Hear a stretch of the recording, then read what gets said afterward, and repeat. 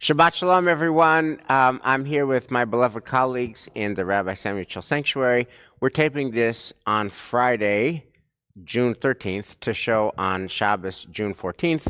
That's much later than we usually tape, and the story is we already taped a different class earlier in the week, and we canceled that class because, of course, when the world learned about Israel's war with Iran, all the other content became not relevant, and the only content that matters now is Israel's war with Iran.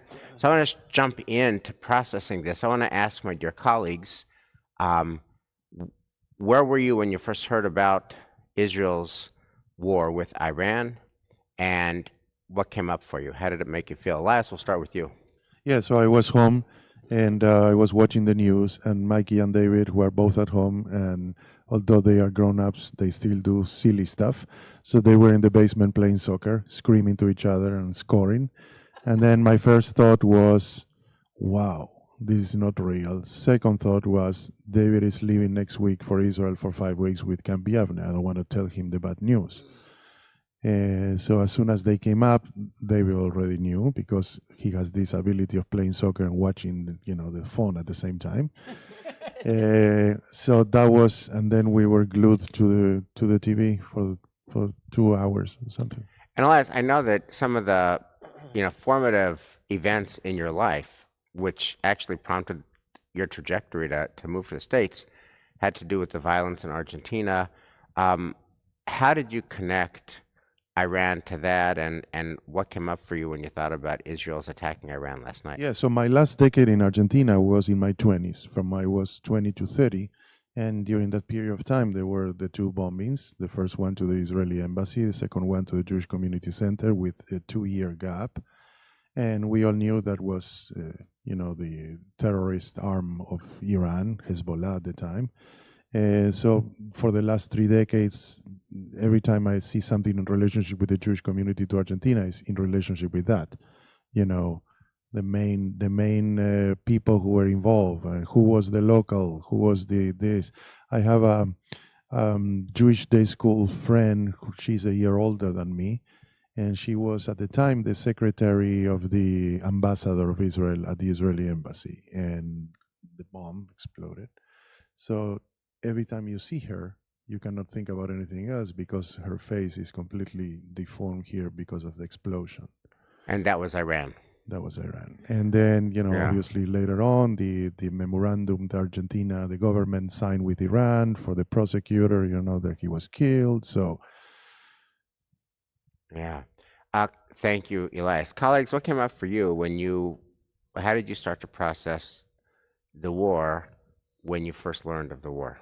Yeah, I was here at the shul, getting ready to go home, and Jack, our security, said, "Did you hear about what happened?" And I said, "No."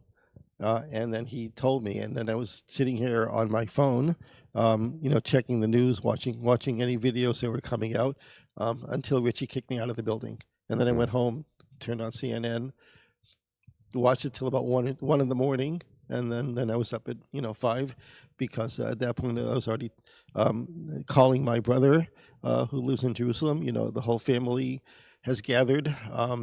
The whole family has gathered at his home. My brother, sister-in-law, nieces, nephews. So they're all there because he has the best miklat of all of them, the best safety room. And then we've been texting back and forth. On WhatsApp most of the morning. But the Israeli people are so strong and have such an interesting sense of humor. The last text that I got from my brother was, the chief rabbinate has said that people can't gather in synagogues.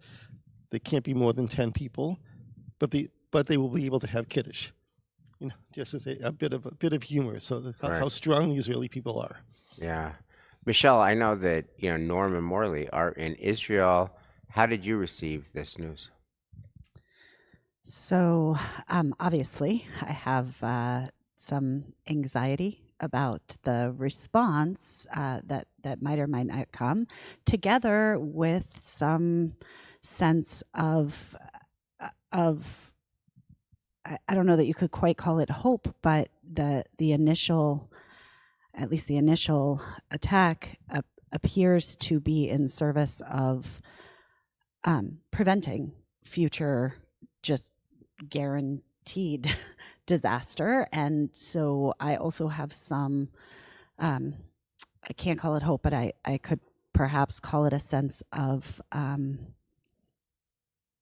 holding space for the possibility that, this morning I was picking up our challah at Blackers, and there was a long line of folks, and everybody was, of course, talking about this. And among those speaking was one person who said to me, I've never seen anything that shows the possibility of a breakthrough to a new kind of a world like this. And I wanted to say from your mouth to God's ears, if that could even be possible. Eliza, how did you process? So I was doing emails. I just put Edder down. I was doing emails, and Aaron Mosey, our executive director, texted me and said, "Did you see the news?" And I had a total panic. I had no concept of what news, where, anything.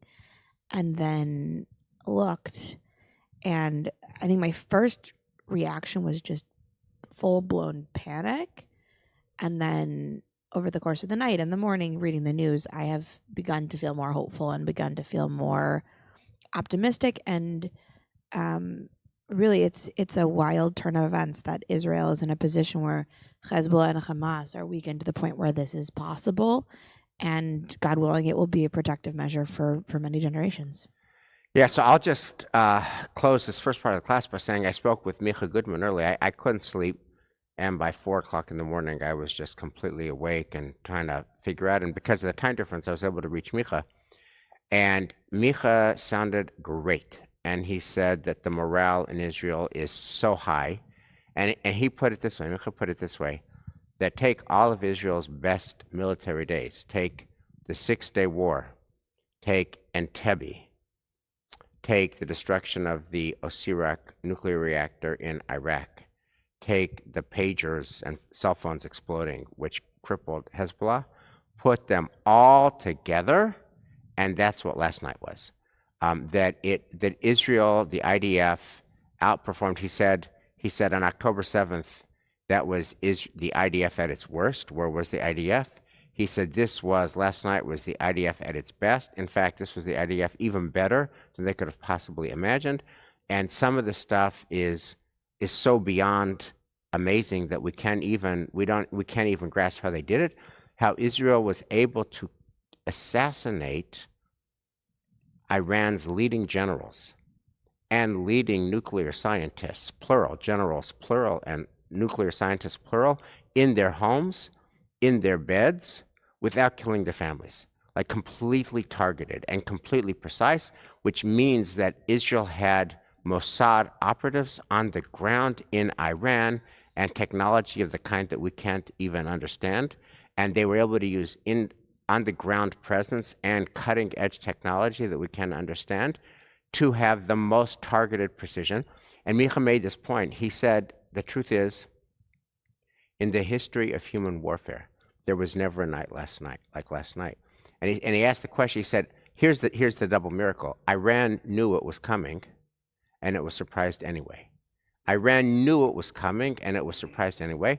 And then Micha asked the question, if Iran knew it was coming, and they did, why were Iran's leading generals and leading scientists not in a bunker somewhere? Why were they sleeping at home in bed? And he said the answer is that nothing like this had ever happened before. And we can't prepare for something that had never happened before. So it was unprecedented success. And also he said, we don't know where this is going to lead. So it was a good first inning, but where this leads is very worrisome. Iran remains formidable. The Houthis remain formidable. Hezbollah and Hamas have not gone away. They spent the night in the bunker. And he said that because the airport is closed, Israelis are actually worrying about food. He said he went to the grocery store, Kfar Adumim, and everybody had the same idea. And because Israel doesn't grow its own food, I mean, it grows some of its own food, but it doesn't grow all of its own food, and the shelves were barren because everybody's looking for food. So it's an admixture of relief and accomplishment that it went as very well as it did, and worry what will be next, and an edge about what will be. And meanwhile, all events have been canceled, etc. Shul has been canceled, etc. So it's a very complicated space. So that's why we have to talk about it. So let's thank God for the gift of learning Torah together. Baruch atah Adonai Eloheinu melech haolam, asher kitshanu mitzvot v'tivanu la'asok b'divrei Torah. V'arev na Adonai Eloheinu et divrei Toracha b'finu u'b'fi amcha be'Yisrael. ונהיה אנחנו וצאצאינו וצאצאי עמך בית ישראל, כולנו יודעי שמך ולומדי תורתך לשמה. ברוך אתה אדוני המלמד תורה לעמו ישראל. ברוך אתה אדוני אלוהינו מלך העולם, אשר בחר בנו מכל העמים ונתן לנו את תורתו. ברוך אתה אדוני נותן התורה. So, colleagues and friends, I wanted to bring two lenses to try to understand this moment. And one is a classic lens from the Talmud that seeks to explain why Israel and the Jewish people have been in great tension with other nations and have faced destruction from other nations. That's from the Talmud, from the tractate Yoma. And then the other is a psalm, Psalm 20, that made the news this week because of the story of the Israeli hostage, Omer Shem Tov, who davened this psalm every day for 505 days until he was released. And we're going to look both at the Talmud and at one of these psalms to see the lens that they shed light on. So, Elisa, would you pick up on 9b? This is a famous text which asks, where the Talmud asks, why do bad things happen to the Jewish people? And pick it up. Why was the first temple destroyed? Because of three iniquitous things that existed there: idolatry, immorality, and bloodshed, as it is written. And then keep going. Go to the next page. And then the second column, the Gemara. Okay, and the Gemara returns. So, yeah. The Gemara returns to Rabbi Yochanan ben Torsa's statement. But the second temple, we know that the people occupied themselves with Torah, mitzvahs, and acts of kindness. Why was it destroyed? Because of the gratuitous hatred that existed there. This teaches you that gratuitous hatred is tantamount to the three cardinal sins of idolatry, immorality, and bloodshed put together. Okay, so this is a famous text. We've certainly looked at it before. Many of our people have looked at it before. But ask, why was the first temple, God's house, destroyed by Babylon, by Nebuchadnezzar in the year 586? And the answer is not that Babylonia was stronger and had a stronger army. The answer was not Nebuchadnezzar was cruel. The answer was that it's on us. The Jews of that time, 586 BCE, committed idolatry, adultery, and bloodshed, three cardinal sins. We lost our way, and therefore the first temple was destroyed. And then they ask a parallel question: why was the temple destroyed in the year 70, the second temple, by Rome? Again, it's not about Rome, it's not about the Roman Empire, it's not about the Roman army, it's not about the military, it's a spiritual failing. We just couldn't get along, internal division, groundless hatred, sinat chinam. So, what comes up for you? And so I guess my question is: so we have Babylonia, but it's not about Babylonia; it's about us. We have Rome, but it's not about Rome; it's about us.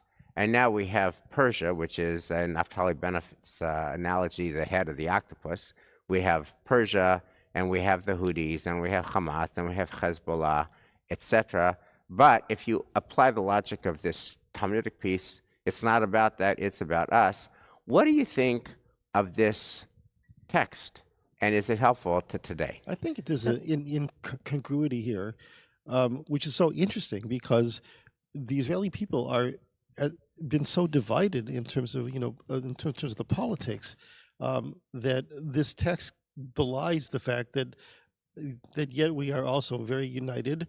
That was my first reaction when looking at this text, and also thinking about the fact that we all know the adage that united we stand, and here Israel the Israeli people have in some ways not been united.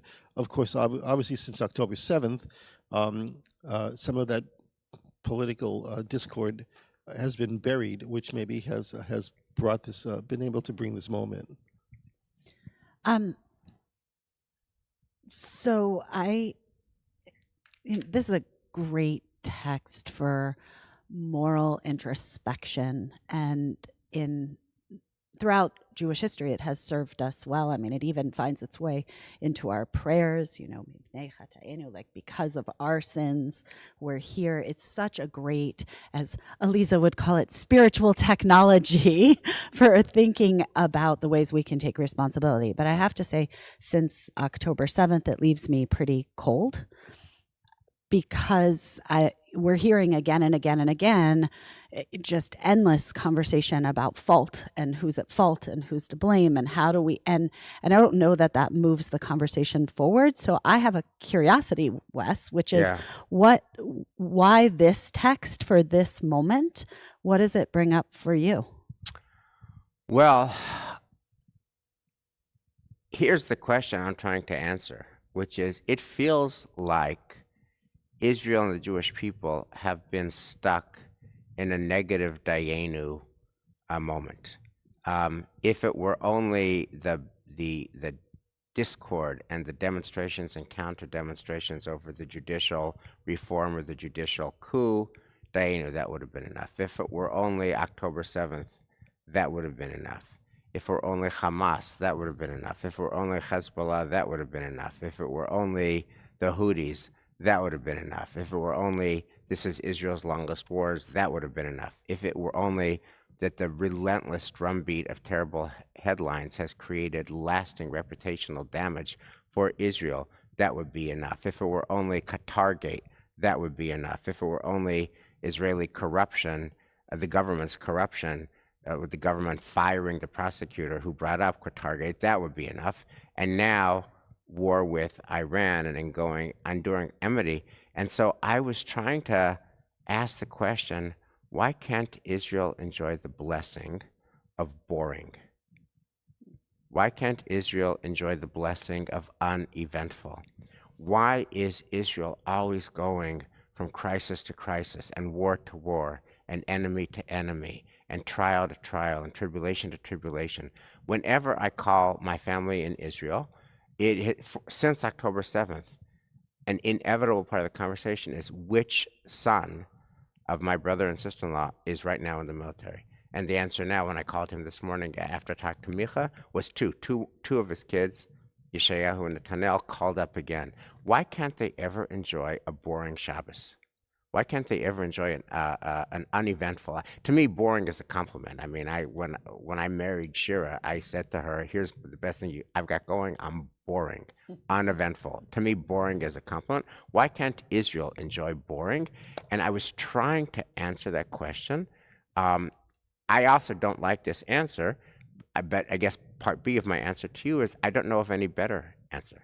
I don't know of any better answer. It's the only answer of the tradition that I'm aware of is this. I'm in the market for better ideas, but this is the canonical answer, which seeks to answer why can't Israel enjoy boring? Why is it always something? And I don't have a better answer. If you allow me, I honestly don't see the connection between these two texts with what's happened, especially last night.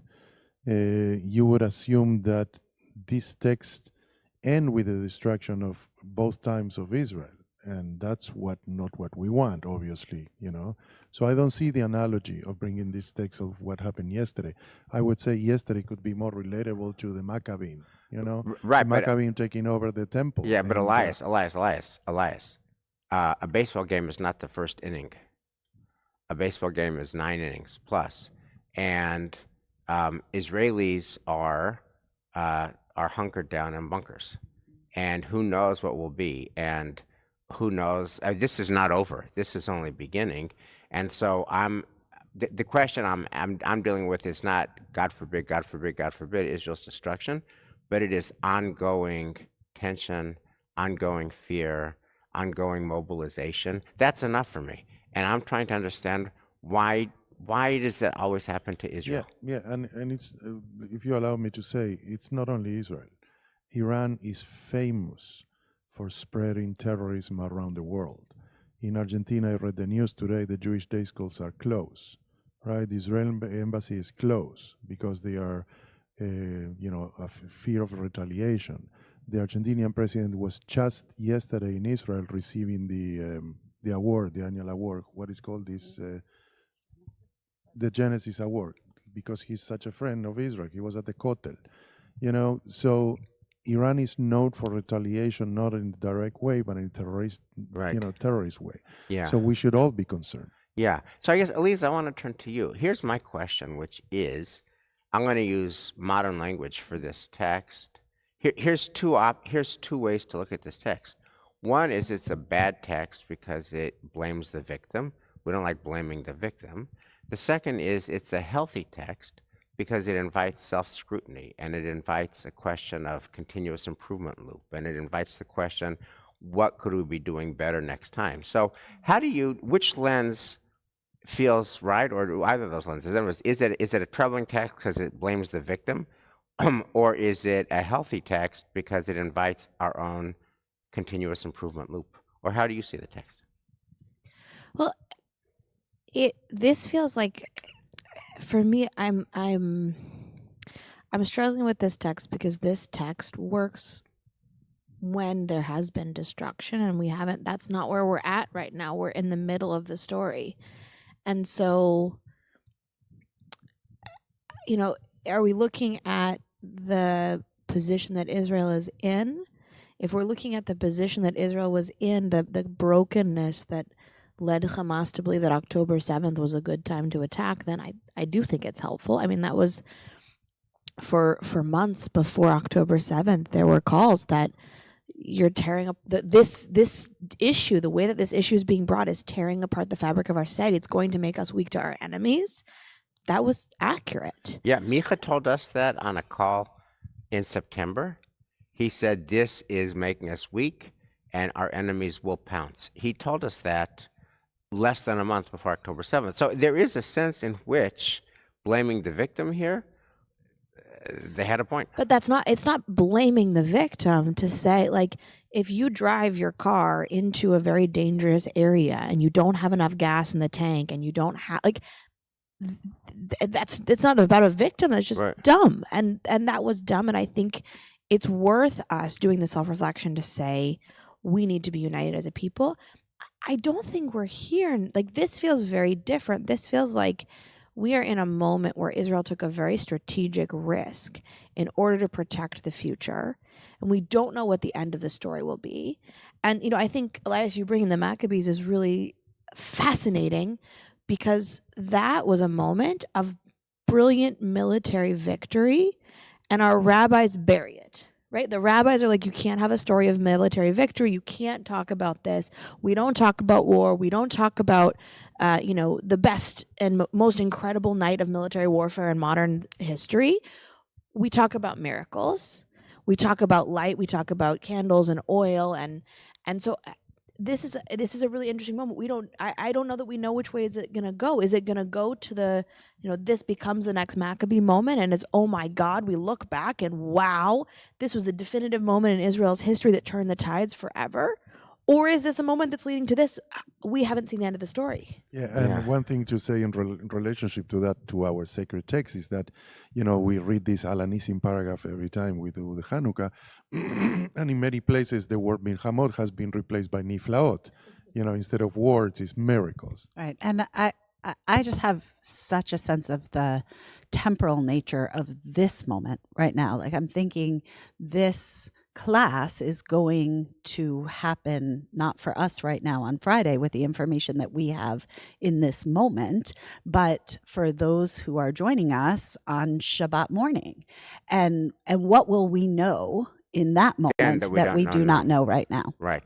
So I offer you this lens not because it's truth, capital T, but because I have a deep hunger, a deep yearning for insight that could help us ground the reality of Israel, that it's just always something, always fraught, We had a few weeks ago, we had Shai Kaviti, who is our member, who's gone back to Israel now for his third or fourth tour of duty, now for 6 months. And this is even before Iran. And I'm really casting about for a way to understand why this happens to such a good country. Can I ask you the question Right. about why, right? Because I feel like it's Harold Kushner's bestseller, right? Right. Why do bad things happen? No, it's to when bad things good happen to good people. When bad Right. people, It's when bad bad things happen to good people. But the question is why? Why does this happen again and again and again? And if I understood correctly, the answer to that is in itself not really an answer. The answer to that is that it happens, not why it happens. No, but hold on. That's the genius of this problematic text. This problematic text, Harold Kushner's answer is there's randomness. Or a modern person might just say the anti-Semitism is a virus. It just happens. It is what it is. It just is. Or it's random. Or anti-Semitism is this virulent virus that never goes away and always recurs, and that's what this is. But interestingly, the canonical text from our tradition eschews all that and says, how can we take up our game? That's what it does. Whether you love that answer or you hate that answer, that's a canonical answer. Not the only answer, it's a canonical answer. And it invites us. And the truth is, when you think about the origins of October 7th, there were a lot, all the stuff that Elisa just said. So I think there is a place for self-scrutiny as well. And I was trying to figure out that. Okay, I want to. but one more thing. I also Yes. You can do one more, and then No, just very quickly. History has proven that not always nations that are divided lose the wars. Sometimes they win wars even when they are divided. So I was reflecting on this week. Last week I was teaching our 5th graders, and we were doing the Torah service, and I was talking with them about how actually our people, the Torah service is a battle manual. The Torah service, in actuality, Kuma Adonai, ve'afutzu oivecha, when we say those words in the middle of the Torah service, we're saying, rise up, God, and destroy our enemies. The root of our spiritual textual tradition was to bring the tablets to battle and ask God to vanquish our enemies. And so there is this really interesting, and I don't know, like that also feels important to say, like the story of our people is not that God gave us the promised land and said, go and enjoy and eat lots of, beautiful big grapes from these giants and drink milk and honey. The story of our people is go inhabit a land that they don't want you and where you're not welcome, and you're going to have to fight for your existence. And this just feels like we're living that. And it's not about why can't Israel have boring? We were never destined for boring. God gave us a story of challenge. Well, Sorry. yeah, where do you go? Sorry. Yeah, but where do you go with that?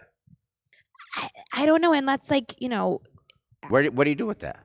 this is where I think Your destiny is to always fight.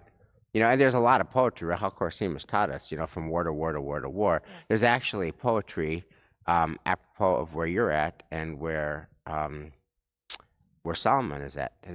I remember this poem it's from Rahel Korsim taught us. It's from a father and a husband and a wife, and the wife is very pregnant and is about to expect. And the title of the war is "The War to Come." The War to Come. And the father, who is with the mother, as she is giving birth to a new generation, he's remembering in the war to come, that when he was a baby, his parents said this is going to be the last war, but the war to come. And there's always a war to come, there's always a war to come. And in the birthing room, which should be the most hopeful place, as she's giving birth to the next generation, he's thinking about the war to come. And that just kind of sucks. And what do you do with that? and I think that's, if we want to think about our identity, like, I don't know, there's a space to think about how do you create a pattern that you're involved in. All of us, we want to take it back to our personal lives. All of us have patterns that we don't always love, and all of us have ways of being that we don't always love, and things that happen. There's the story categories of a shlemiel and a mazel, right? That there are some people that just like things happen to, they can't seem to escape, and it doesn't matter what they do. This text, what I love about it is it says, like, you're not stuck there. Like there's a way that you could get out of that. There's a way that you could rewrite a narrative, and maybe that's the work of our people. Well, maybe But- that's what Israel's doing now. That's But what that last that night is was about. that is this moment, That's what right? this moment was. Israel is not going to wait for Iran to do its deal, etc. Okay, I want to bring one last text. We are in a synagogue. We are in a sanctuary. I do want to talk about God, and this is the Psalm 20 that we actually talked about in our first taping that is never going to make it into the public. But the first taping was about Psalm 20 because Omer Shem Tov, the Israeli, was taken hostage on October 7th and was stuck in hell for 505 days, would say this psalm in captivity while his mother said it in his bedroom in Israel. And he survived and came out, and he came to Boston, and he was welcomed at Logan with school children who said, Boston loves Omer. And he went to Gillette, and he saw the Patriots' 6 Super Bowl rings, and he went to Fenway on Jewish Fan Appreciation Night throughout the first pitch. And so he went from hell to salvation, kind of the trajectory of the Pesach Seder. And he said the psalm. So, Michelle, would you read Psalm 20? And the question is, do the words of this psalm connect for you to this moment? May Adonai answer you in time of trouble. May the God of Jacob be your strength. May God send you help from the holy sanctuary, sustaining you from Zion. May God remember all your offerings and accept your sacrifices, granting your heart's desires, fulfilling all your hopes. We shall sing of your deliverance. We shall acclaim the glory of our God. For Adonai fulfills all you ask. Now I know that Adonai will deliver God's anointed. God will answer him from God's heavenly abode, bringing victory with mighty deeds. Some trust in chariots, others in horses, but we honor the name of Adonai our God. They stumble and fall, but we rise and stand firm. Adonai, deliver us. Our sovereign will answer us when we call. So does this work for you, Michelle Robinson? We're calling now. I'm calling now. That's, show up, pray, pour our heart out, be sustained by the possibility that the world does happen, and we have agency as a nation in making choices that might change our world, God willing, for the better. And God, we need you. Please, we're here. We're waiting. So, Michelle Come. Robinson, I have a question for you. To talk about your theology. Every morning and every evening since October 7th in the Gann Chapel, we offer prayer for the IDF and we offer prayer for our hostages. My question to you is, what's your belief structure about the meaning of the words? Once the words leave our lips, and in the Gann Chapel, we pray for the IDF safety and we pray for the hostages' return, what impact do our words of our prayers have on the real world? So an easy question. Look, I believe really strongly that there is a moment, Rabbi Nachman talked about going out into the forest and getting angry with God and just pouring out your heart. I think a sort of tweak of that is that there is this way that God is far from us, and our prayers invite us to say to God, all of this, we need you here. And so to me, it's about expressing my plea, my desire, my calling on God to show up for us. And I think that's very impactful. I also think that when we as a community get together and say these words, we gain strength from each other that helps us start to dream of how we might be helpful in changing and making something different. So I mentioned in the previous class that nobody will ever see that I had this honor of singing the IDF prayer that we recite every day for the soldiers. All right. And I honestly don't know how much impact that had on God, definitely. But when these kids hear, wait, there are cantors who live thousands of miles away from here in Argentina, they are praying for us. And perhaps perhaps that has a little impact on them in a positive way. I want to believe that. Not necessarily God, but in what these prayers create in human beings. And one thing that we were laughing in the previous class was that I would never choose this psalm to say, in times of fear. This is a psalm that we all hurry up to finish, services in the morning, and we don't pay much attention to it, but the words are beautiful. Yeah, and I would also add, this verse, right, not to come to the God in this text. I mean, that is an affirmation of our strength brought down to us from God. And I think also the idea that by saying those two throughout morning and evening, we go about our day. We get up in the morning. Here's my list of 47 things I have to do. Here's what I have to do at nighttime. But centering us every day, reminding us. Dan, your mic is on. You're, All right. Oh, didn't realize that. Okay. So centering us every day on the hostages, on our IDF, and reminding us every day, I think that brings us strength in the world, that the words have an effect in the world. Words have an effect in the world. They bring out